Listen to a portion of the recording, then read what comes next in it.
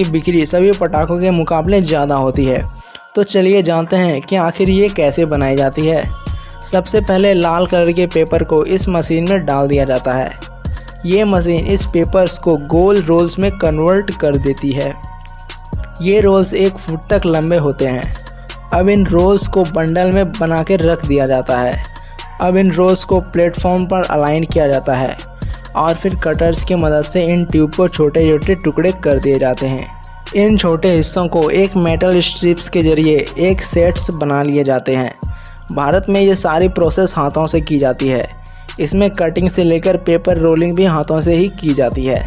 बाद में इन सेट्स के ऊपर टिश्यू पेपर चढ़ाए जाते हैं और अब इन सेट्स के दूसरी तरफ मिट्टी की लेप लगाई जाती है।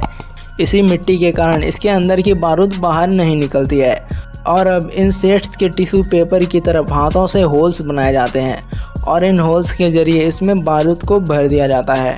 और अब बारी आती है फ्यूज बनाने की, जो पटाखों का सबसे ज़रूरी हिस्सा है। सबसे पहले धागों को बारूद की पेस्ट में डुबाकर सुखाया जाता है। अब इन फ्यूज को छोटे साइज में काट दिया जाता है।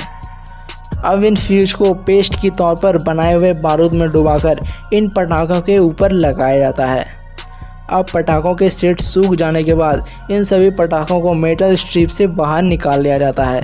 अब एक एक करके हाथों से इन पटाखों की लड़े बना लिए जाते हैं और सबसे आखिर में इन पटाखों को छोटे छोटे पैकेट्स में पैक किया जाता है या इनके बड़े वाले रोल्स भी बनाए जाते हैं और अब ये बिक्री के लिए तैयार